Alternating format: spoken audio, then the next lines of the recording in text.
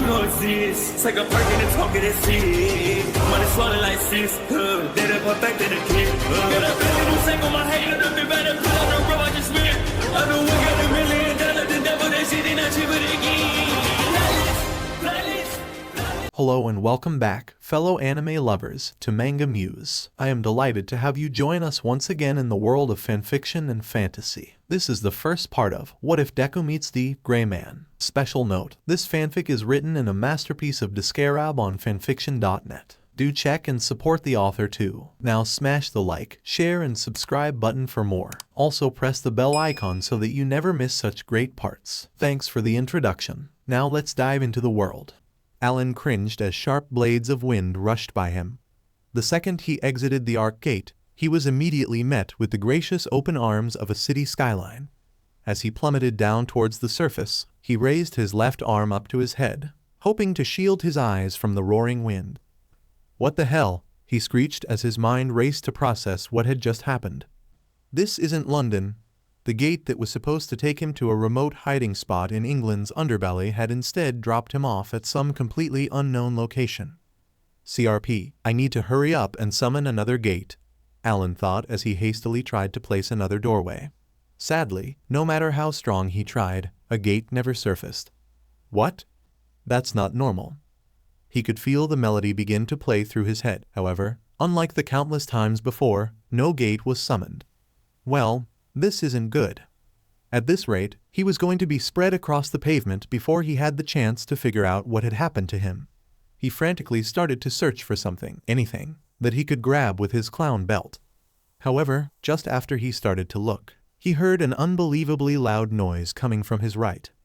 For a couple of seconds, he could feel his entire body shaking, almost as if he were being beaten around by the air itself. That was when he saw it. What the hell is that? Is it a bird? Even in the cover of night, he could just make out the faint outline of what looked like a giant metal machine.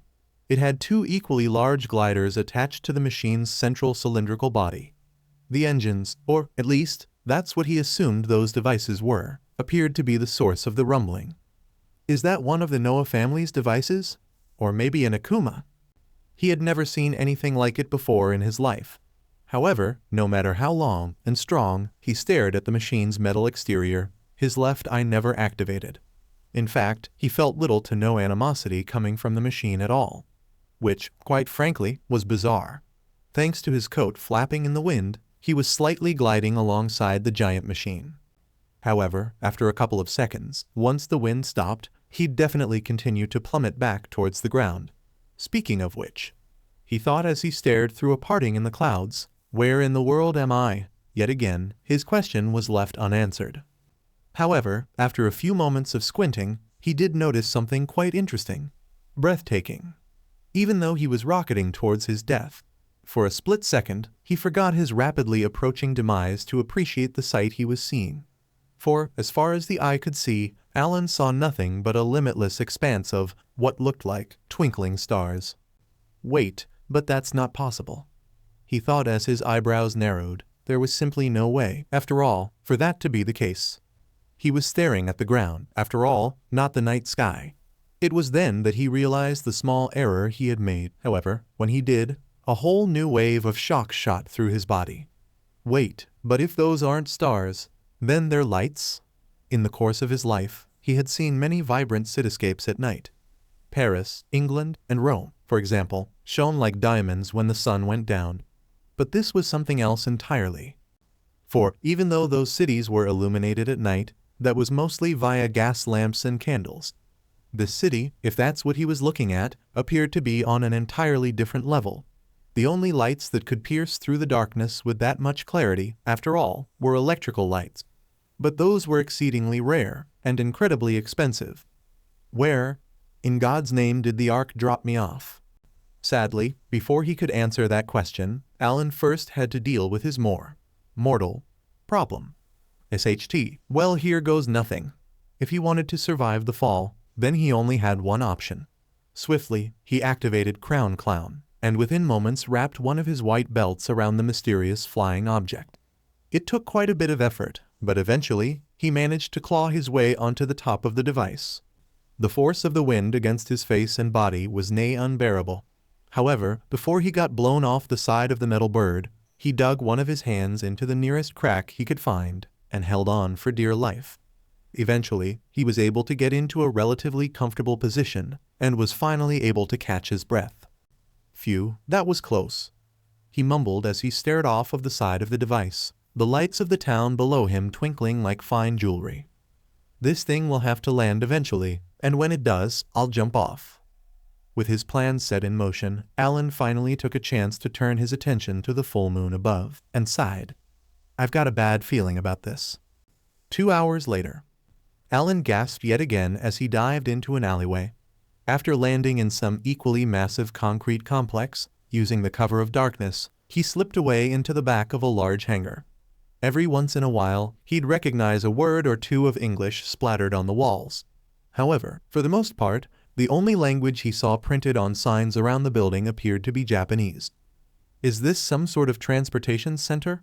He thought when he came across a car packed to the brim with luggage. He still had no idea what was going on. However, after observing his surroundings, he somewhat managed to guess what sort of place he had landed himself into. There were people of all shapes and sizes rushing about, so he knew that this wasn't some sort of secret base. His cursed left eye had yet to activate as well, which, in a crowded area like this one, told him that he was in a relatively peaceful part of town. I guess that means that I won't have to worry about any akuma ambushing me. The entire reason that he was hiding like this was to avoid any unwanted attention. With his current predicament, it was better, and not to mention safer, that he'd stay away from crowds. Still, even if this place is some sort of transportation center, it looks so strange. Simply put, he had never seen such a humongous building before. If this was supposed to be some sort of storage hangar, then it must have been for holding those unbelievably large metal aircrafts. What technology did they even use to build these massive structures? No matter how strong he thought, the answer eluded him. After a few more seconds of thought, Alan grit his teeth and shook his head. Now wasn't the time for curious wondering. At the moment, he had to focus on getting away from this place.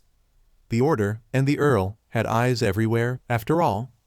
Due to the vast size of the complex, it took him quite a while to make it into what he assumed was the central stretch of the city. Thankfully, by keeping to the alleyways and various back paths, he was able to avoid most of the public eye. DMN, what sort of city is this? He mumbled as he watched a group of pedestrians pass him by. A couple of them were dressed in several outrageous outfits. Some of them even had full bodysuits. And, does that guy have a cactus for a head? Alan thought as he felt his jaw hit the ground. This entire area was strange. Not only was the technology far too advanced, but the people were also unbelievable. CRP, I need to get out of here and find someplace quiet to think. With that out of the way, Alan slipped back into a nearby alleyway and slowly snuck his way to the underbelly of the city. No matter how advanced a city is, it'll always have slums, he thought as he followed the road to a more rundown part of the city, even though he was sure to run into some unsavory people here. It was better for that to happen than to be caught by some order lackey. God, it sure would be nice if I could read some of these signs, Alan whispered under his breath as he walked down a deserted, trash-ridden street. By the looks of things, the buildings surrounding it should have been completely abandoned. And that's what he thought, until he heard the screams. Ah, one of them, a young boy, yelled as he came bolting out of one of the downtrodden buildings. Soon after, a girl, who appeared to be the boy's sister, followed him out into the streets. They were screaming, yelling in a language that he didn't understand. However, one thing was certain, those two needed help. Hey, you kids, what's going on? The odds of them understanding him were close to zero, and yet Alan couldn't resist calling out to them. As soon as he opened his big mouth, a group of 5 men quickly jumped out of a neighboring building. They all had weapons and were covered in tattoos. Are they thieves? Maybe gangsters? God knows that he had enough experience to last a lifetime when it came to lowlifes like that. Well, I can't say I know exactly what's going on, but those kids need my help. In a dingy part of town like this, he could tell that official help wouldn't be coming. No, if his time in London slums taught him anything, it was that, in these situations, he'd have to act first. And so he did, in a flash. he used the shadows to sneak up on the group of men. A few strong chops later, they were all lying unconscious on the wet sidewalk. Well, that didn't take long. Alan mumbled as he dusted off his hands. Those thugs definitely looked strong, but with the element of surprise, he was easily able to knock them all out. After that, he turned to the two children, who were now staring at him with an inquisitive gaze, and sighed. What should I do? Since he didn't know how to speak Japanese, he couldn't ask these kids where to go or where their parents were. Thankfully, luck seemed to be on his side that night. For, as soon as he knocked the perpetrators out, a large man, who he assumed to be the children's father, rushed down the street. He was screaming something in Japanese and looked very distraught. Sir? Alan started as he hesitantly raised up his hand. Yet again, there was no guarantee that the man would be able to understand him, but it was at least worth a shot. As expected, the children's father just stared at him with a confused gaze. However, after a few seconds, the man did something strange. He stood straight up and started to scan him over, almost as if he were a police officer inspecting some random crook. It was around then that Alan noticed the gilded badge hanging off of the man's left breast pocket. After he noticed the badge, the man took a step back and stared up into the sky. It appeared that he was thinking something over. After a few seconds of this, the man shrugged, turned back to him, and snapped his fingers. Suddenly, Alan felt a massive wave of pain shoot through his forehead. The migraine was as intense as an avalanche, but quickly subsided after a few seconds. He didn't know what had just happened, but judging by the man's expression, he seemed to have been the cause of this mysterious headache. There, you should be able to understand us now. Sorry about the pain, but you must understand, I didn't really have any other options, especially since you don't seem to be able to speak Japanese.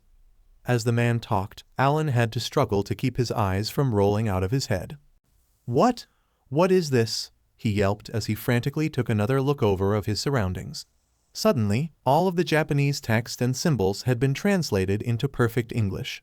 Not only that, but he could now understand what the man and the children were saying. Are you okay, mister? One of the kids asked him as they tugged on his jacket. If you feel sick, don't worry about it. It's just a side effect of Daddy's quirk. Alan knew the boy meant well, but all that explanation did was make him even more confused. What? Quirks? What is this kid talking about? Suddenly, these three were throwing around vocabulary that was completely unknown to him. The children's father, who noticed his confusion, only laughed and lightly patted him on the back. Do you call superpowers by a different name? Come on, stop pulling my leg. The man continued as he grabbed hold of Alan's left shoulder. When he tried to move away, his grip only grew tighter. Now, let's not be hasty. You are an illegal immigrant, aren't you? When he heard that, Alan just turned around, his eyes wide, and just stared at the man in shock. What in the world had he gotten himself into? Are you confused? Well, don't worry, after all. The father said as he fished a card out of his wallet and handed it to him. You saved the right person's kids today. The name's Aichi, and it just so happens that I'm a member of Japan's Bureau of Immigration and International Affairs. It's a pleasure to meet you. Wait, do you mean to tell me that you're a government agent? Alan asked Aichi as his voice started to quiver. Throughout his journey, as he was on the run from the order, people like Aichi, especially those related to immigration, were the ones that he wanted to avoid the most. After all, since he didn't carry any passports on him, if he was caught, there was a very good chance that he'd be forcefully deported. If what Aichi said was true, then he was now walking a very fine line. Dgray, I guess I'd better play along. Alan could tell just by looking at Aichi's expression that the man had labeled him as an immigrant. Lying wouldn't do him any good now. So, instead, he just put on the best poker face he could manage, and gave the agent a light-hearted chuckle. Oh darn, what gave me away? HMPH, well, being completely lost this far into the city was your first red light. The second one was your clothes. Aichi said as he pointed nonchalantly at Alan's wardrobe. I'm not sure where you got those, but they definitely aren't from here.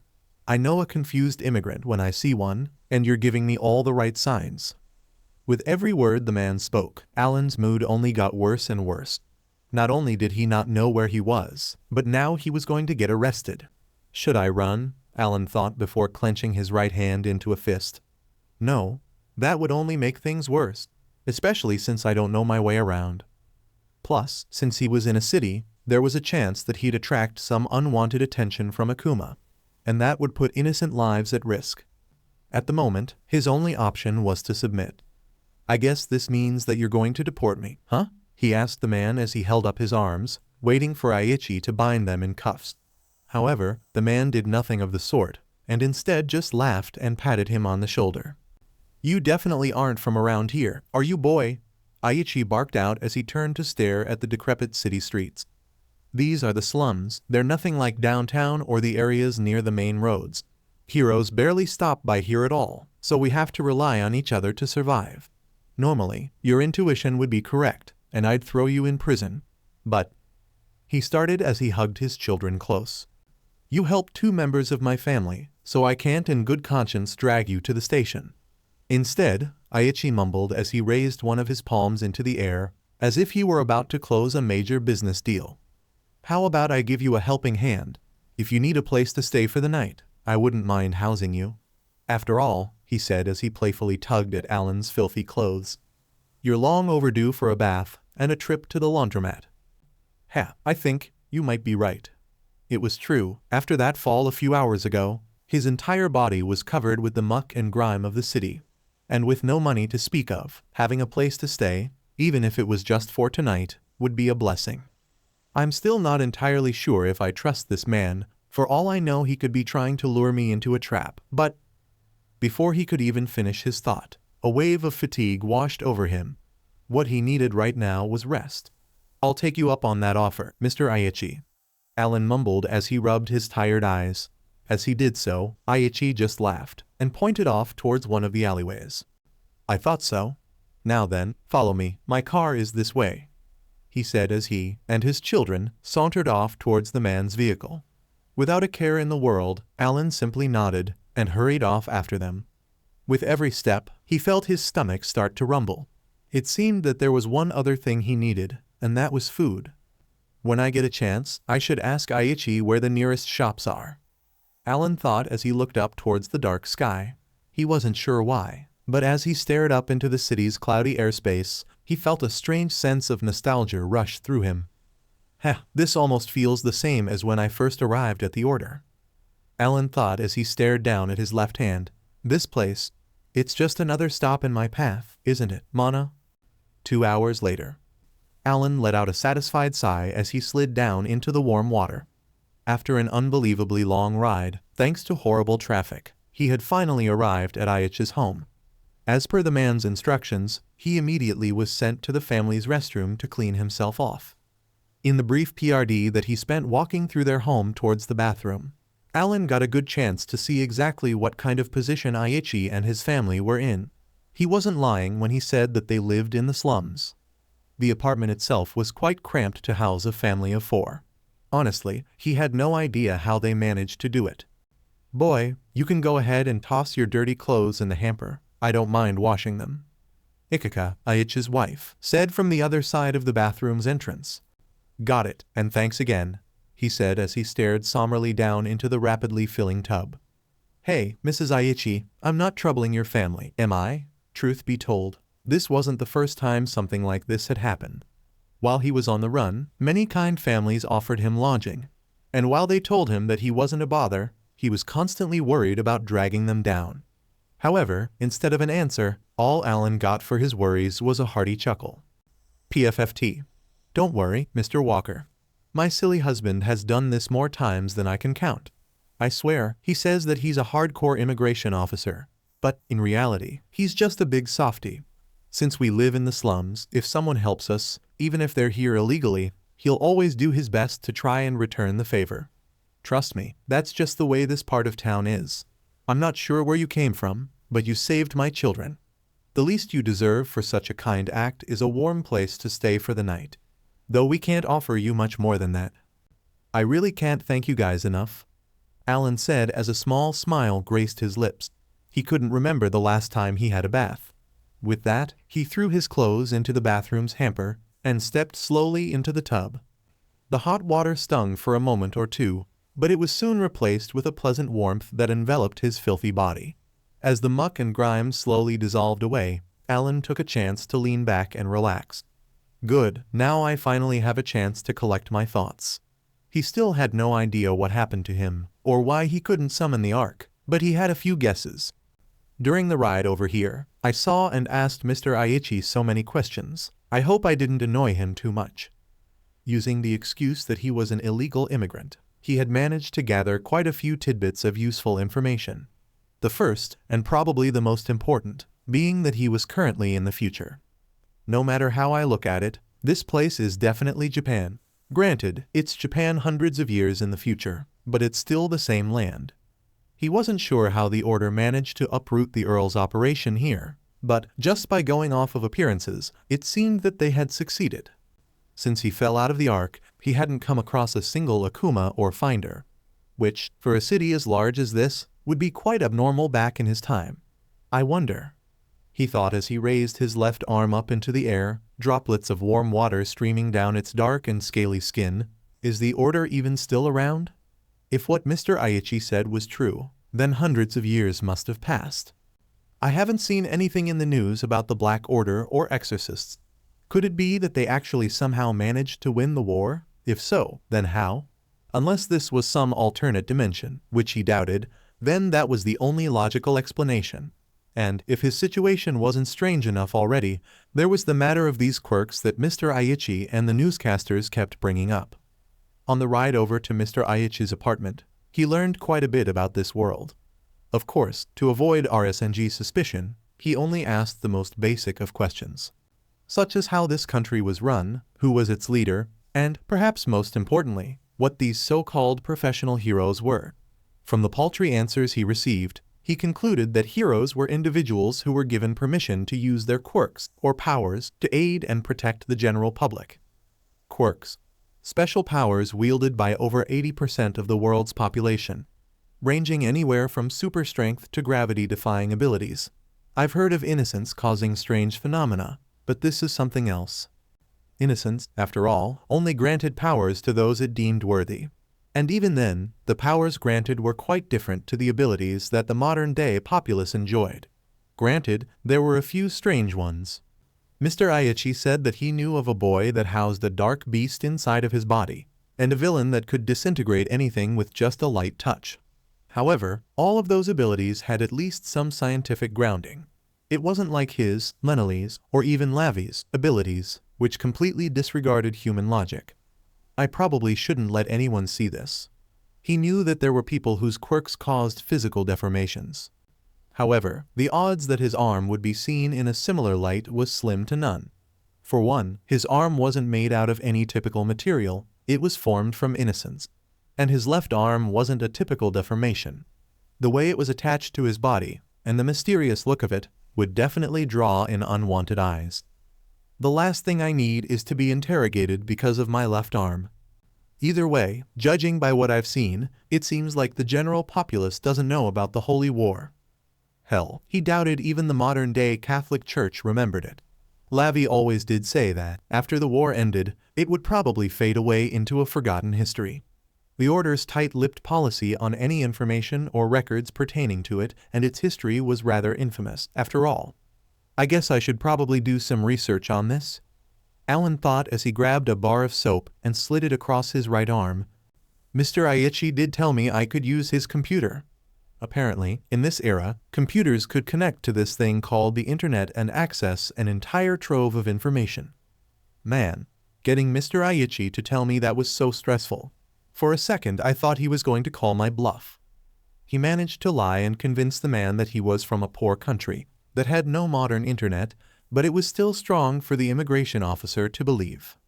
If what he told me was accurate, I should be able to answer most of my questions soon. He doubted that he'd be able to find any information about the Order and the Holy War, but at least he'd be able to properly inform himself about this strange, foreign land. DMN, the more I think about this, the more confusing it gets. Alan mumbled as he turned on the shower and started to wash his hair. As he scrubbed, a light mist from the warm water wafted up into the room. As he inhaled the warm, humid air, Alan sighed and turned to face the bathroom's main body.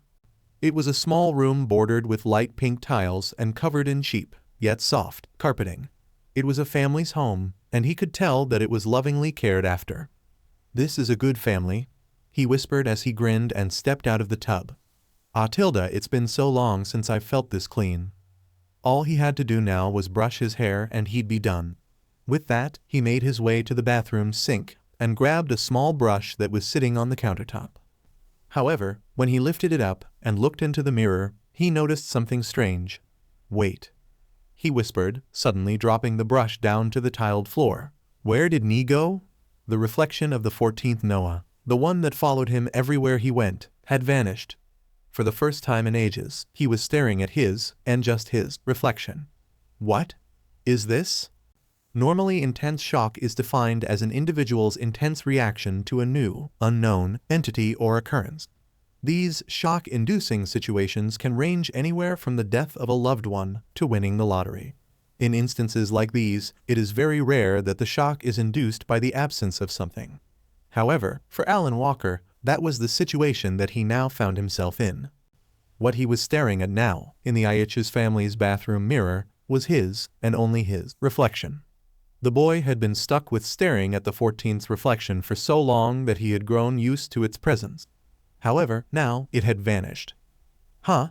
Alan mumbled as he felt his right hand flutter up to his left cheek. He wanted to pinch himself, to make sure that he wasn't dreaming. Ni's reflection. It's gone. For over a minute, Alan just stared at the mirror, his mouth hanging open like a dehydrated beast.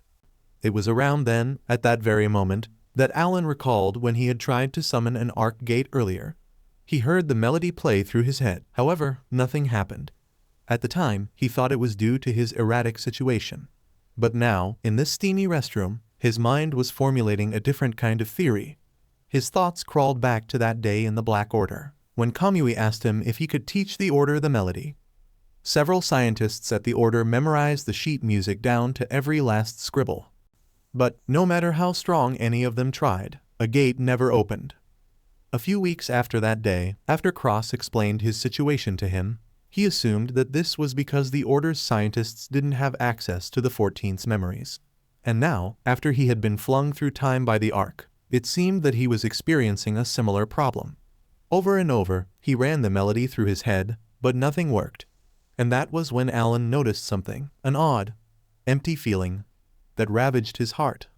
He wasn't sure how he knew, but he could tell that his body was once again his. If he had to put it into words, Alan would say that his being felt a lot more roomy than usual. It was as if, for the past year, his body was like a coat that was struggling to contain two people. But now, everything was back to normal. He's gone, the 14th. He's vanished. Alan still couldn't believe what he was saying. In fact, it sounded more like the rumblings of a dreaming old coot than coherent speech. But the truth still remained. I'm free. Alan wasn't sure if he wanted to cry tears of joy, or sit down to contemplate what all of this meant. If his memories really did vanish, that would explain why I can't access the Ark anymore. After all, with the 14th's memories gone, there wasn't any way he could connect the melody to the Ark. Which meant, for all intents and purposes, that he was stuck here. The thought of being marooned in the future was definitely shocking, but in some small way, he didn't feel distraught about the idea. Sure, it shook him to his core, but after giving it some thought, Alan was able to calm himself down. Okay, just sit back and think. If Ni's memories really did disappear, then that means that I'm stuck here in this time. What was he going to do now? Oh no, wait, this is bad, he thought as he jumped up off of the floor. If I'm stuck here, that means that I can't help Lenali and the others with winning the Holy War. What are we supposed to do about the Akuma? What about the Noah? The Earl? If I can't go back, then that means that I've completely abandoned them. Over the course of his life, he had done several terrible things to stay alive. But he would never abandon a friend in need. No, not ever. However, as a whole new wave of depression washed over him, Alan remembered something that served as his light in the darkness. Then again, he started as he stared at his left hand. Before I fell out of that gate, I was on the run from the Order with Johnny and Kanda. I wonder how they're doing. As that train of thought entered his mind, Alan's eyes widened, and he let out a sigh of relief. Wait a minute, you know what? This could actually be a good thing. The entire time he was traveling with those two, He was always trying to escape and find a way to remove the 14th's memories. He knew that, if he stayed with them, or went back to the Order, there was a very real chance that he could end up killing somebody. What he wanted to do was help the Order win the war without letting himself hurt any of his friends. Which, after looking back on it now, was a silly idea. If I think about it logically, it was only a matter of time before my mind was completely taken over. Just a day ago, he blacked out for what seemed like hours. It was obvious that, with every passing minute, Nee's memories were getting closer and closer to commandeering his mind. Going at that rate, if he didn't find a solution, he would have lost to the 14th Noah. I guess that means I don't have to worry about losing my mind anymore, Alan thought as he stared up at the ceiling. As he did so, he gritted his teeth together and frowned.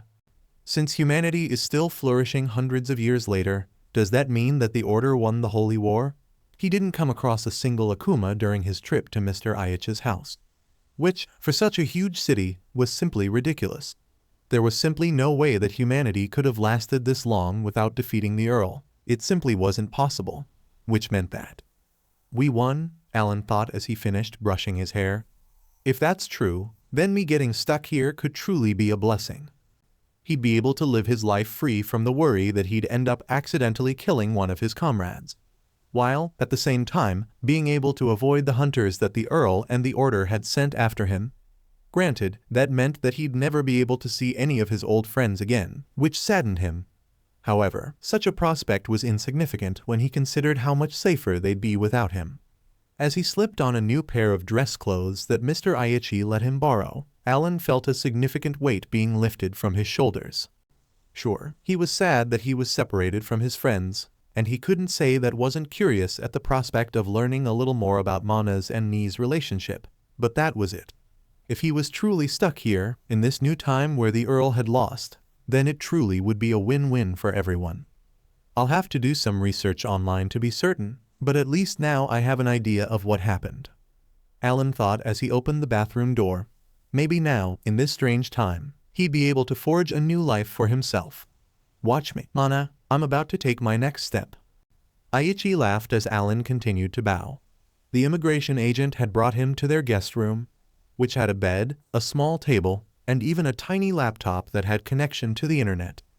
I'm truly grateful for all of this. I'll be out of your family's hair by the morning, I promise, Alan said as Aichi continued to snicker.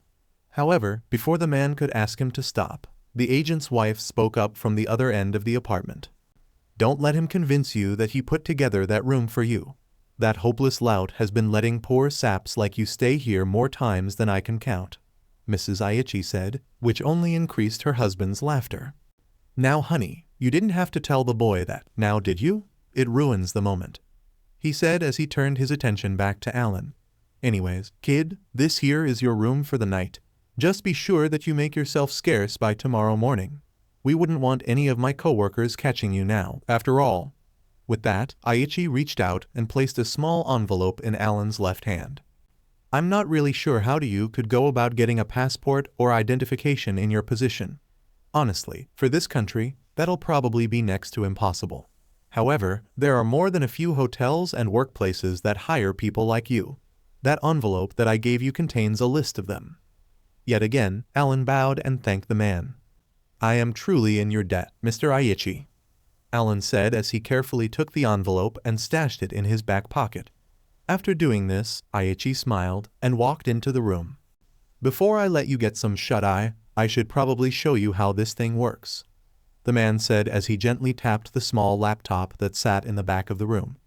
This one here is an old model, one that you kids probably don't know how to turn on, so I'll go ahead and do it for you. With that, Aichi reached out, pressed the laptop's power button, put in a few commands, and soon, the device powered up.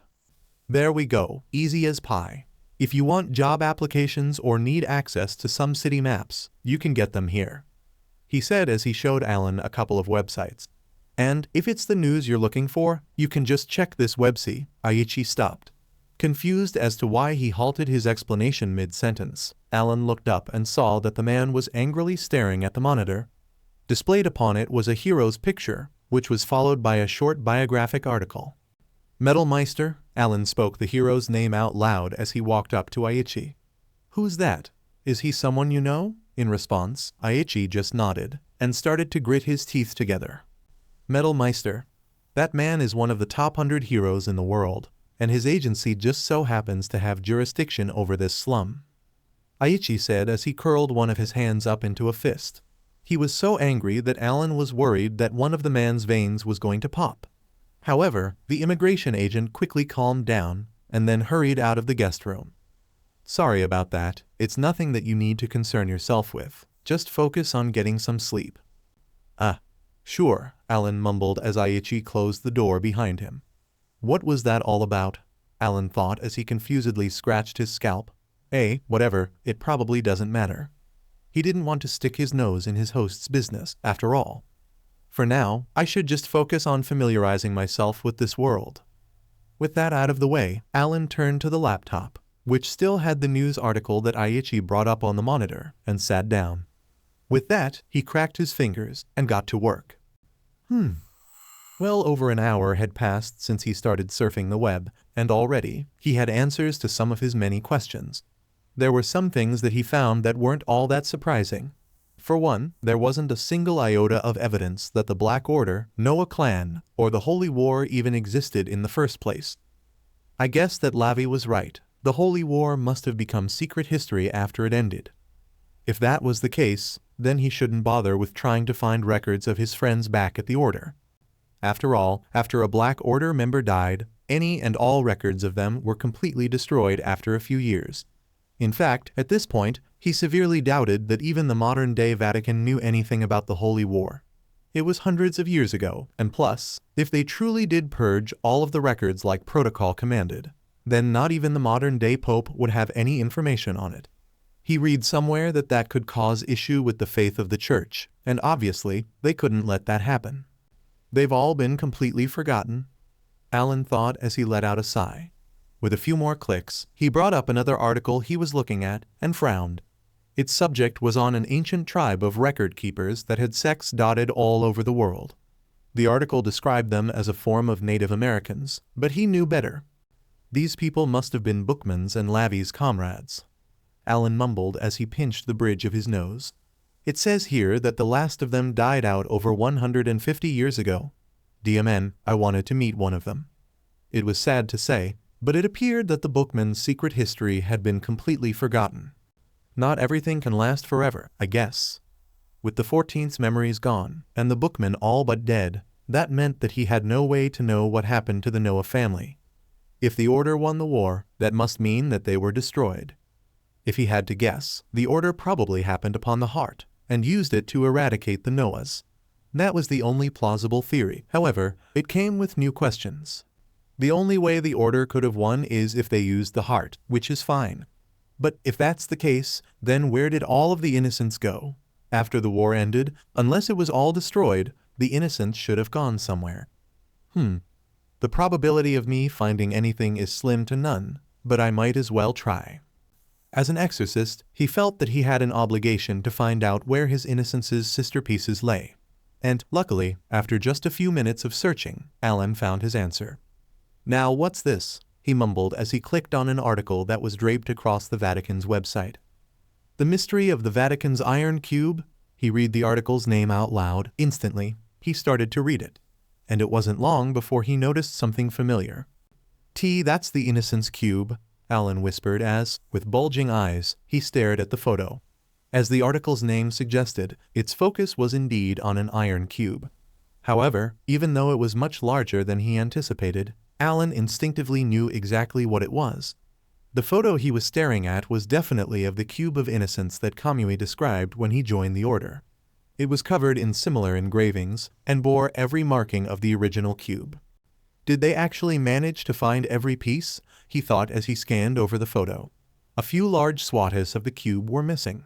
However, if he counted the pieces of innocence that had been destroyed by the Earl and the Noahs, it was more than enough. But some things weren't right. Wait, but the article says that it's made out of iron. How could it be innocence then? He thought as he scratched his chin. Luckily, the answer to his question was in the next paragraph. It read, "One of the more mysterious artifacts that is housed in the Vatican is an object that has been given the nickname, the illogical cube. According to many scholars, and even some cardinals, the cube was discovered in the Vatican's vault just over 50 years ago. What makes it so mysterious, however, are two distinct issues, the first being the very material that the cube is made out of. Using carbon dating and other techniques, scientists hired by the Vatican discovered several strange abnormalities lying in the cube's main body, according to the lead scientist of the operation, Dr. Stephen Phillip. What made this project so strange was that the cube, while being completely crafted from iron, has several inconsistencies that suggest that it used to be formed out of a completely different material. We aren't exactly sure how this occurred. One theory that several scientists hold, including myself, is that the cube oxidized in the Vatican's vault, turning the original material into iron. We've done several tests to try and determine what this original material was, but we've come across several problems. Most of our tests don't work on it. For one, honestly, it seems as if that, whatever the cube used to be made out of, was a completely alien element. Obviously, that's impossible, but the point still stands that we aren't any closer to finding out what it was originally crafted from. The second issue, Dr. Phillip continues, is that the cube isn't completely solid. There are several missing sections on the outside of the artifact, which appear to be a result of natural degradation. But after taking a three-dimensional model of the cube, we discovered a small void in the artifact's top right section. As far as we know, no methods existed back during the time of the cube's creation to create such a small and precise void in such an object, which means that, as of now, it's a complete mystery as to how it got there. These mysteries are what gave the illogical cube its name, and is why it has become a frequent attraction for curious tourists and archaeologists. The missing whatifs are most likely innocents that got destroyed, and that void, Alan thought as he stared down at his left arm, is definitely my own innocence. He had no idea how the innocence became iron, or if the heart was in that cube, but he wasn't completely in the dark. Maybe, after the order defeated the Earl, the innocence turned into iron since its purpose had been fulfilled. That would explain why he wasn't able to find anything on new accommodators, or any records of new accommodator-like abilities. Innocence was still largely a mystery to him, and humanity as a whole, and it would probably remain that way for centuries more. If what I just read is correct, then that means that I am, in all likelihood, the last exorcist in the world. He wouldn't lie, that idea was quite depressing, but it wasn't surprising. After all, if the war really was over, it'd make sense that God would want to take his power away from mortal hands. Of course, that didn't explain why he still had his innocence, but that wasn't a question that Alan believed he could answer. In times like these, I guess I just have to chalk it up to God's will, huh? He thought as he looked out of the guest room window.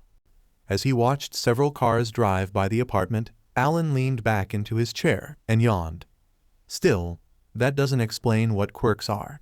But then again, it doesn't seem like the people of this world have any idea how that works either. Even though it was strange, he knew that he'd have to get used to it. This strange new time was, after all, his new home. I just hope that Lenali, Lavi, Kamui, and everyone else at the Order lived good lives after the war. He'd never be able to figure out what happened to them, at least, not yet. But he could at least rest easy knowing that he wouldn't be a threat to them anymore. I guess that's enough for tonight. He mumbled as he turned off the laptop and turned to his bed. I've got an early morning tomorrow. I'll need to go see if I can find myself a job and some lodging, Alan thought as he sank into the soft mattress. He was so exhausted that he didn't even bother to take off his clothes. However, moments before sleep could take him, Alan heard a large crash coming from the front of the Aichi's apartment. Why are you here? I told you where we'd be meeting tomorrow, Alan heard Mr. Aichi yell from the living room. He didn't waste a moment before he shot out of bed and rushed down the hallway. When he finally got to the living room, he saw that the apartment's front door had been forced open. And, standing inside of the doorway, were three large men. You know why we're here, Mr. Aichi, the smallest of the three men said as he took off his black hat, revealing his snake-like face. After all, where there is debt, there has to be debt collectors. And it's time to pay. As the man talked, he took another step into the apartment and surveyed the room, along with Mr. Aichi and his family. However, when his eyes landed upon Alan, he frowned. Wait just a moment, the man said as he pointed to him. Who's the kid? Heavy. That was the best way Alan could describe the atmosphere in the room as the three large men walked in. All three of them were wearing fancy suits, complete with ties and cufflinks. Even though the fashion sense was slightly different, thanks to his time trying to work off cross debt, Alan knew instantly what these three men were. They're members of the mafia, of course. Why could it never be easy? Honey, why are they here?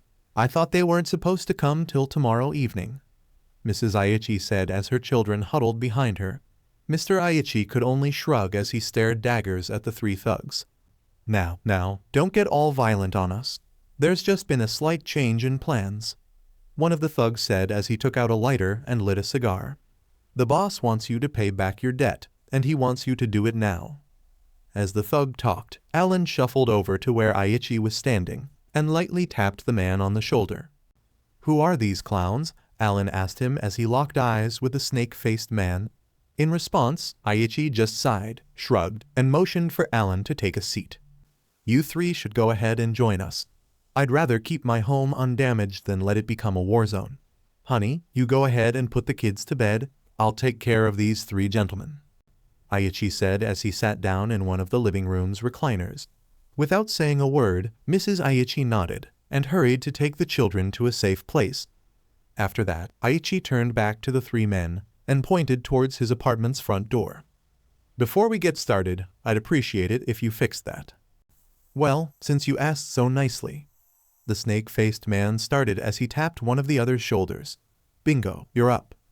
With that, the large man named Bingo, who appeared to be covered from head to toe in a thick mane of hair, just nodded and quickly went to work. He put the door back on its hinges, and with a wave of his hand, the door was as good as new. I never get tired of seeing your quirk in action, the snake-faced man said as he turned to Aichi and grinned. Bingo here has the ability to instantly fix any inanimate object he wants to so long as he knows how it's built. It should probably come to no surprise that he works for a construction firm, so he's mighty strong. I was already well aware of that. That's why I asked you to fix it, Aichi said as the three men walked over to where he was sitting. Before taking their seats, the Snake Eyes man turned his attention to Alan and gave the boy a smug grin. Ah, I see. Tilda, are you another one of the lost lambs that he's helped? The thug said as Alan curled one of his fists up into a ball. It was men like this that he despised the most. However, he didn't let his rage get the better of him, and instead calmly took a seat next to Mr. Aichi. Are you sure you want to do that, kid? You aren't part of my family, and you just got here. One wrong move, and you'll be marked for death by these thugs' boss, Aichi whispered to him as Alan leaned back into his chair. Don't bother, after all you did for me. Keeping you and your family safe from these ruffians is the least I can do. Immediately after he said that, the three men laughed. Amen, little lamb, you're a riot. For a second I thought you were serious there, the snake-faced man hissed as he politely raised his hand into the air. I guess I should go ahead and introduce ourselves. My name's Hebai. You already know Bingo's name, and the last one is Haruki. We're all in forces for the boss of this little slum. As the man talked, Alan furrowed his brow and rolled his fingers across one of the armrests. Something about this didn't smell right. Is that so? Alan mumbled as his mind flashed back to several articles he had read online. I thought that organized crime was all but destroyed in this city. How in the world do you have an organization big enough to control an entire town? He asked them. Hebai, who was still quite amused by this situation, only chuckled as he turned back to Aichi. You really haven't told this boy anything, have you? He said as his eyes slithered back to Alan. Let me tell you something, boy, our organization is a little different than other ones. We don't go around breaking people's legs if we don't have to. In fact, we've helped many citizens of this slum. If you don't believe me, why don't you just go ahead and ask your host? In response, Alan nodded and swayed his attention back to Mr. Aichi. The man was clearly irritated. These three gentlemen are part of a small organization called the K's. They specialize in buying debt and giving out loans. When he heard that, Alan sighed and crossed his arms. He knew exactly what was going on now. Since the banks don't like to issue loans to poor saps like us, their organization would buy our debt and then procure loans for us to pay back. Of course, the interest on said loans was unbelievably high. But sometimes it was people's only option. When your child got sick, we were your lifeline. Hibai whispered as he blew smoke up into the rafters.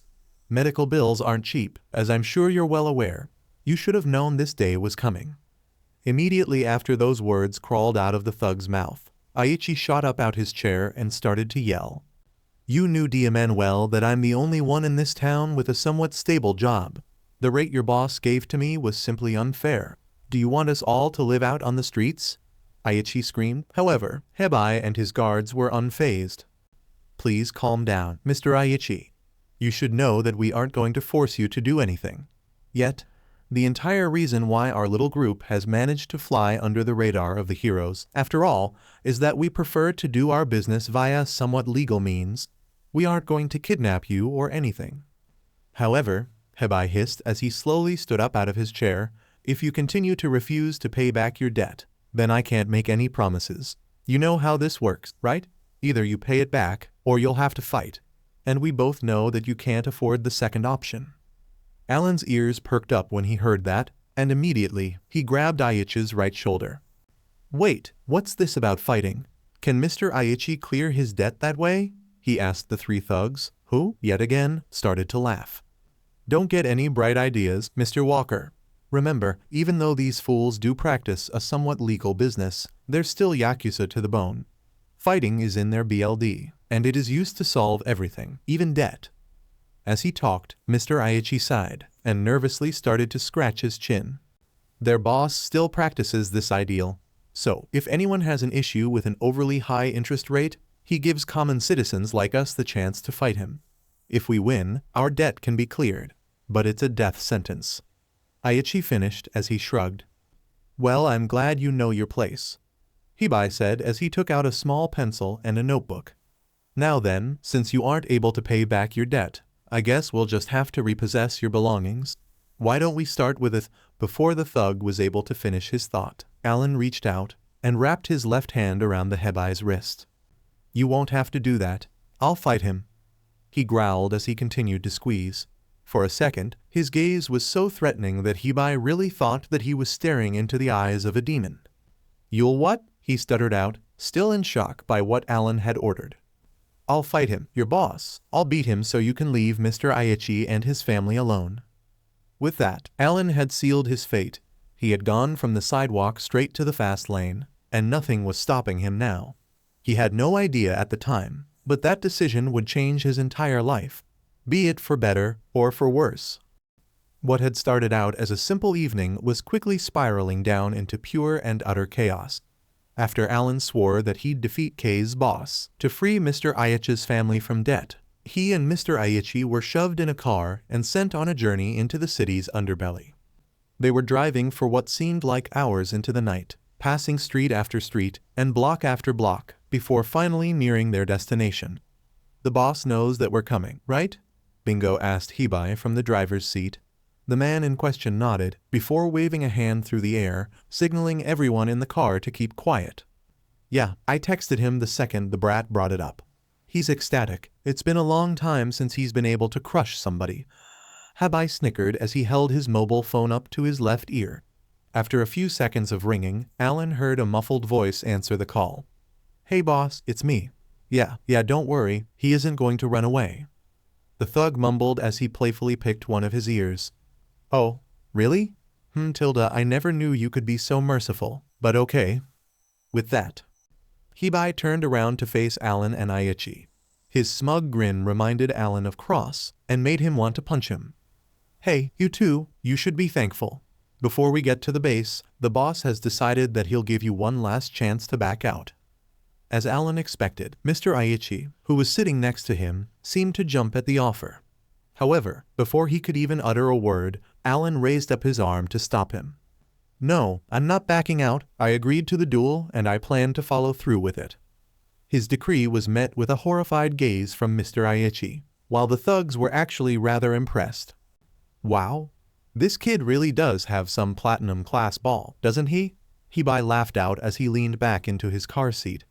Well, you just keep that fire burning, kid. You might as well nurture it while you can. Before our boss beats it out of you, that is. Yet again, Alan was reminded of the thugs that extorted him back when he was training with Cross. Compared to those men, in those days, these three looked like little kittens. Alan. Mr. Aichi started. However, before he could even get a word out, the immigration agent stopped himself. On numerous occasions throughout the ride, he had tried his best to give Alan some information on the K's boss, such as his identity and what the man's quirk was. But each and every time, Alan refused his information. It wasn't because he was being overly prideful or anything like that, far from it. After all, Alan knew quite well how valuable such intel could be. However, he had a feeling that, if he didn't shut him up, Hibai and the other two thugs would have. Every time that Mr. Aichi tried to speak on the subject, Alan noticed Hibai's and Bingo's fingers start to twitch. It was a reaction that he had seen a lot back when he was playing poker. Whatever Mr. Aichi knew clearly agitated them, and so, to avoid poking the hornet's nest, Alan made sure that he stayed ignorant. Luckily, his little ploy worked, and when both of them arrived at their destination, neither of them had so much of a scratch on their bodies. "So, Mr. Thug, are you certain that it's okay for me to fight on behalf of Mr. Aichi's family?" Alan asked Hibai as they stepped out of the car. A cool mist had overtaken the parking lot they were in, which, in more ways than one, reminded Alan of a graveyard. "As long as it's just you, and no one else, the boss won't have any complaints about a proxy fighting Mr. Aichi's battle," Hibai mumbled as he chuckled slightly under his breath. "But then again, even if there was somebody else fighting alongside you, I doubt it would matter. After all." As the thug spoke, a perfectly timed gust of wind blew the fog out of the parking lot, allowing Alan to finally get a glimpse of where he would be fighting. "There's no way that you'll be able to take down one of the top 100 heroes." It was then that Alan got to see the giant glowing sign hanging above the building they were all standing in front of. And, after reading what it said, Alan felt the air leave his lungs. "Metal Meister Hero Agency?" Alan tentatively mumbled the building's name. He wouldn't lie, he definitely wasn't expecting this. After his little moment of shock, Hibai and the rest of the thugs immediately burst into fits of laughter. Mr. Aichi also wasn't doing too hot. His face was completely contorted with rage, so much so that his forehead's veins were practically about to pop. "Now I know why Mr. Aichi hates Metal Meister so much." Alan was close to slapping himself. A corrupt official. He should have known that's how it was. Back in the days when he relied on poker to live, he had swindled more than a few politicians and policemen who were using taxpayers' money as collateral. Sometimes, if the situation was dire, they'd even send hired goons after him. "I never get tired of seeing that face," Hibai said as he wiped a tear from his left eye. "I always love watching the boss crush confident little pricks like you. Now come on. You agreed to do this yourself, after all." After shaking the surprise off of his face, Alan looked up, confidence brimming in his eyes, and headed into the building. All things considered, it was a fairly normal office complex. The lobby was, of course, filled with various sculptures and pieces of art, but it wasn't anything that he hadn't seen before. Several late-night stewards and stewardesses were rushing around, each one carrying multiple files worth of paperwork. It's almost like a mini version of the Black Order, Alan thought as he accidentally let a nostalgic smile spread across his face. However, this pleasant moment was immediately destroyed when he heard Hibai start to yell. "Hey boss, it's me. I've got 2 customers here that want to discuss business," Hibai yelled, his voice reverberating through the relatively empty building. Soon afterwards, from the rafters above, Alan heard something rushing towards them. With every step, the building shook with a notable thud, until, finally, the source of the shaking arrived. Like a blinding meteorite, something inexplicably shiny jumped off of the 3rd-story balcony above, and then plummeted down to the surface. "Hibai, Bingo, you two should know better than to keep me waiting," the strange object, who was obviously a man, said as the repeating thuds drew even closer to them. Eventually, after the man got close enough, Alan was finally able to get a good look at him. "So this is Metal Meister," Alan thought as he stared at the corrupt hero. Metal Meister was definitely a big enough man. He was close to 7 feet tall, and every muscle on his body had been built up to the point of near absurdity. His hero costume was just as, if not more, ridiculous looking. It appeared to be a form of chainmail, however, resting on the surface were thousands of tiny lights. Each one was smaller than a fingernail, but were brighter than industrial-grade spotlights. Finally, there was a long flowing cape hanging off of the hero's back. The glass the lights were made out of seemed to be hardened, almost as if they were crafted from steel. HMPH, I thought you'd be taller. Meister grumbled as he smirked cockily down at Alan. You know who I am, boy? You should, considering where you've been staying. The humongous hero said as he scratched the tip of his nose. Be careful, Mr. Walker, he has the ability to turn organic matter into heavy elements. One touch and it's all over. Aichi whispered in Alan's ear. After taking a moment to process that information, Alan nodded and locked his gaze with Metal Meister. Well, you've got spunk, I'll give you that, he said as he turned around, the ground shaking in his wake, and motioned for them to follow. Come on, we can't do battle out here where the public can see us. With no other option available to him, Alan just nodded and followed the hero through the building. Eventually, after quite a few flights of steps, they arrived at what looked like Metal Meister's office. It was a giant room with multiple visible supports and no windows. A desk, which Alan assumed belonged to the corrupt hero, was tucked away in the back right corner of the office.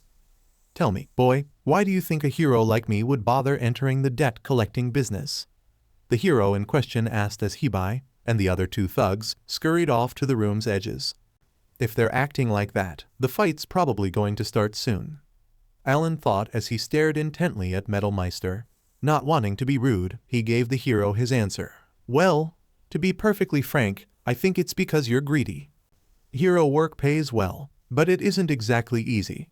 I'm certain that, for a man like yourself, you wanted to branch out to find more stable forms of income.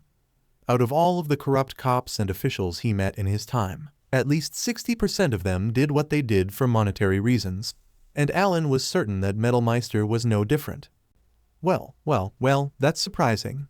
A kid your age would normally completely disregard that question and just call me a villain. You're the first I've met who's managed to connect it to the dangers of my official job. When Alan heard that, he scoffed. It wasn't that surprising. He could tell just by looking at Metal Meister that he wasn't a courageous person. There wasn't anything physical that tipped him off about this trait. It was just that, after he devoted years of his life to fighting in the Holy War, he started to learn how to read a person's character. Playing poker definitely helped in this endeavor, and after a few months of practice, he could reliably tell what sort of people were reliable or not. Are you going to keep talking? Alan started as he raised his fists up into the air. It was time that he finished this. I thought we were going to fight. Yet again, Metal Meister chuckled. He truly saw him as nothing more than a child. Kay, you obviously aren't from around here, boy. There's a procedure to these kind of things, the man said as he waved one of his arms towards Hibai. Hey, Hibai, go grab my compensation file, it should be on my desk. After said file was safely in his hands, Metal Meister opened it, smiled, and turned back to Alan. First off, boy, before we do this, we have to agree upon your prize. My prize? Alan asked as he confusedly tilted his head. He wasn't sure what the corrupt hero was going to say, but it certainly wasn't that. When the man saw his confused visage, all he could do was grin and chuckle.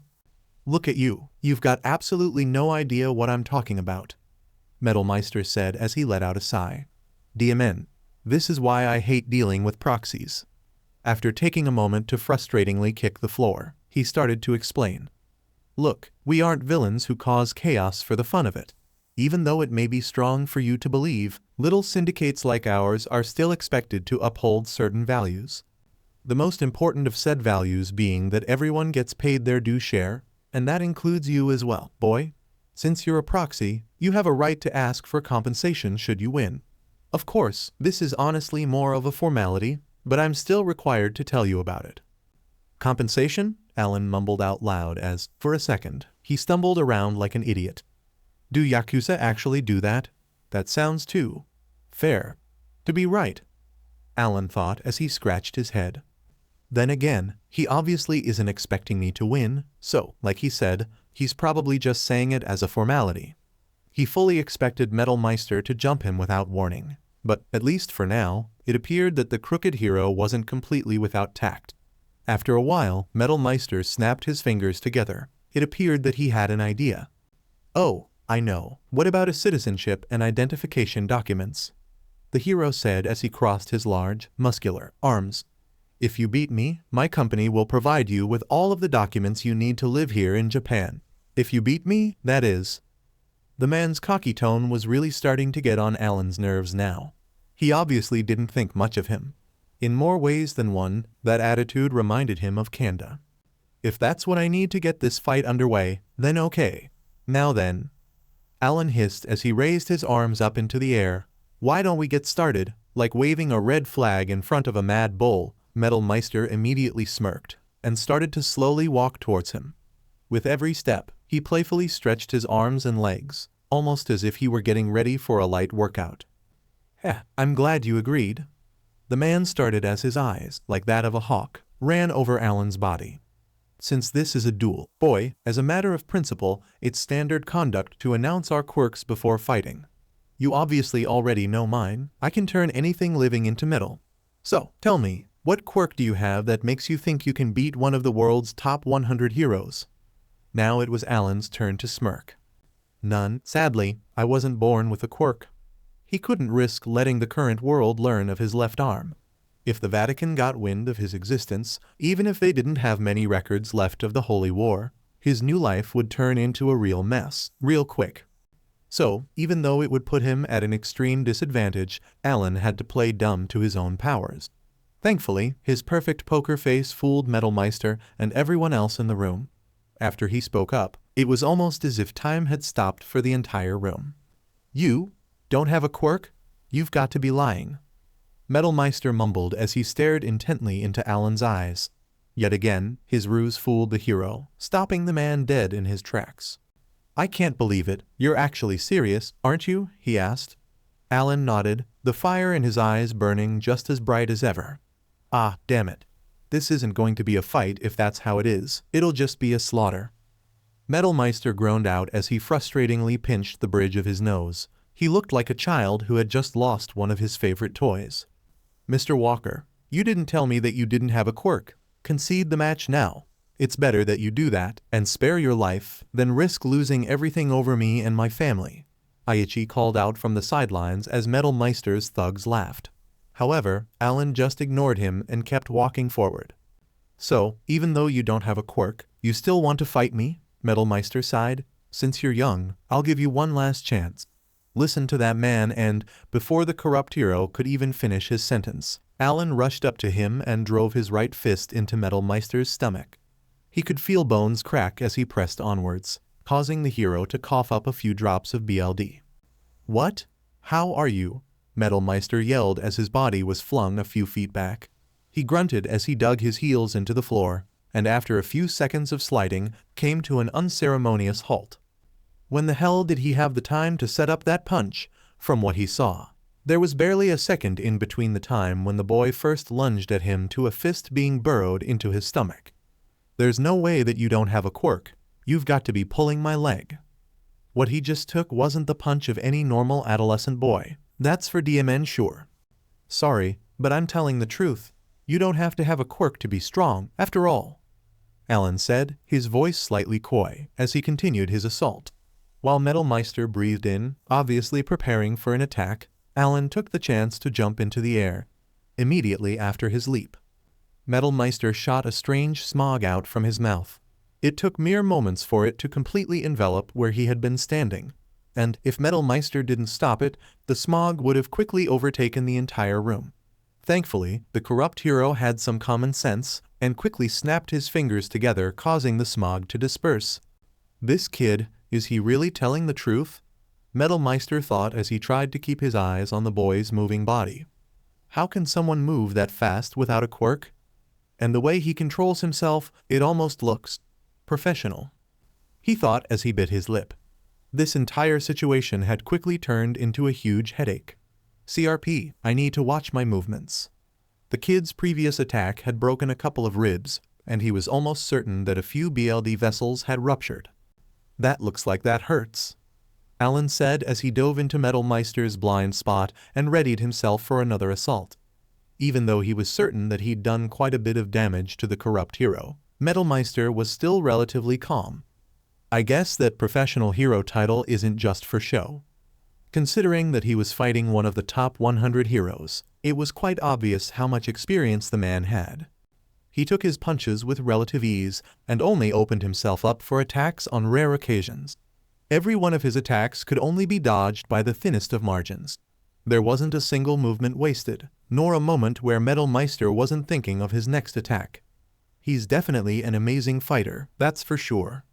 Alan thought as he frowned. What's wrong, boy? What happened to all of that moxie you had a minute ago? Meister yelled as he jumped forward, readying his fist for a bone-crushing punch. If this boy truly doesn't have a quirk, there's no way that he'll be able to dodge this. There was only a handful of villains that could avoid his special attack. After he landed it, he'd charge Mr. Aichi for everything he was worth, and then he'd be yet another step closer to a life of luxury. Take this, flesh-destroying fist. In the blink of an eye, Meister wrapped one of his fists in a cloak of smog and leapt forward. His speed was impressive, far more so than what he'd led the boy to believe. Catilda, nobody ever thinks that someone as large as me can move this quickly. That's why I always come out on top. He thought with a smile. However, while Meister was prematurely celebrating his victory, Alan had prepared himself for a counterattack. Too slow, he thought as he ran to one of the office's walls and, using the wall as a springboard, jumped behind Meister. After years of fighting akuma that were faster than the human eye could comprehend, Alan had trained his body to its utmost limits. And, since he was a parasite type, things like near superhuman speed came easily. If his body wasn't this fast, or strong, without his innocence, he would have perished long ago. I've got to admit, he thought as he swirled around to face Meister's back, these attacks really are excellent. Any normal person, even a professional hero, would have struggled to keep up. But, yet again, his experience proved useful. Nearly every day he had to face hordes of akuma, each of which had some sort of unique ability to survive. Needless to say, fighting a human with a human's reflexes wasn't anywhere near as difficult. He dodged Meister's attacks with relative ease, and before the hero had the chance to react, sent his left fist rocketing into the man's liver. Gah! Meister yelped as he fell to the ground. The corrupt hero, and his audience, was in total shock. Damn it, how did he do that? That setup was perfect. He could feel his body start to churn under the weight of the boy's fist, almost as if someone had stuck an electric drill into his intestines. There, that should about do it. Alan thought with a frown as he took a few steps back, allowing Meister to collapse onto the office's floor. I sure got lucky that his quirk didn't buff his body. He might have been doing well in this battle, he wasn't an idiot.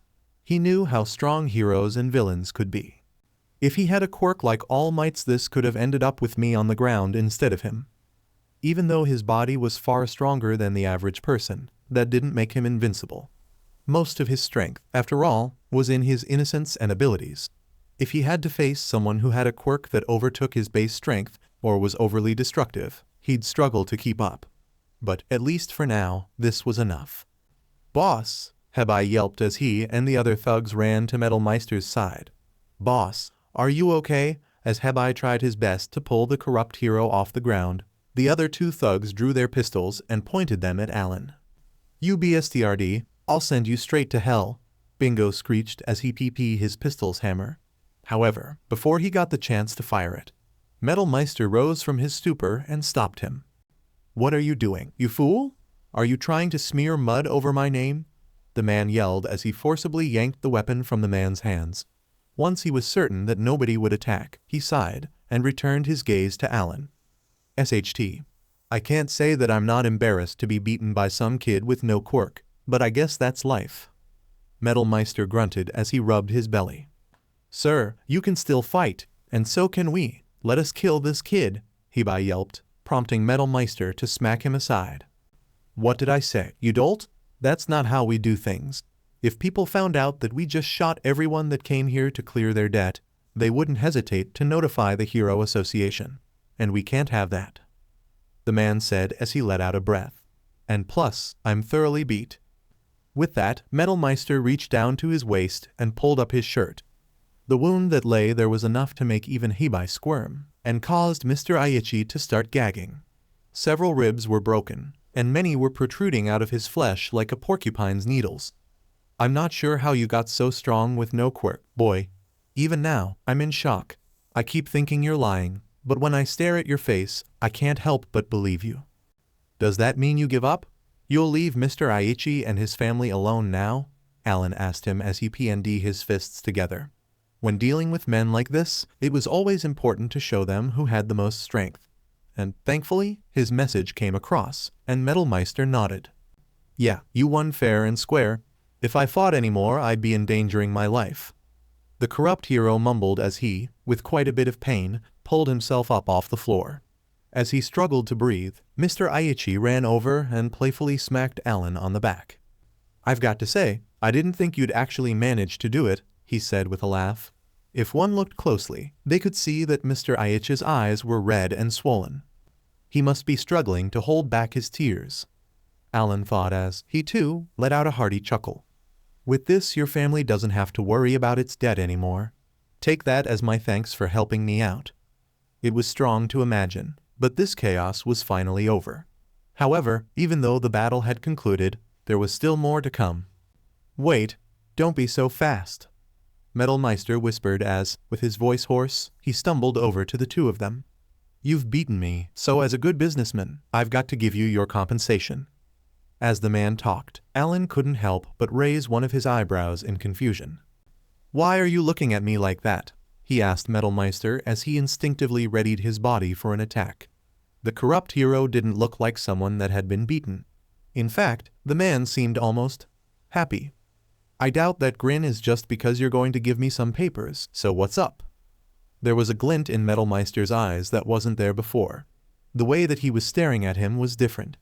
Instead of looking at him like he was a kid, Meister's stare seemed to suggest that he was gazing upon an equal.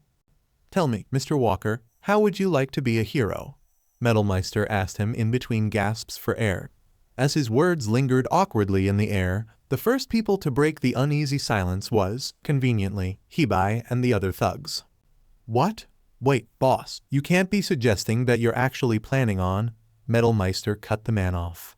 Yes, now shut up, I'm talking to the kid.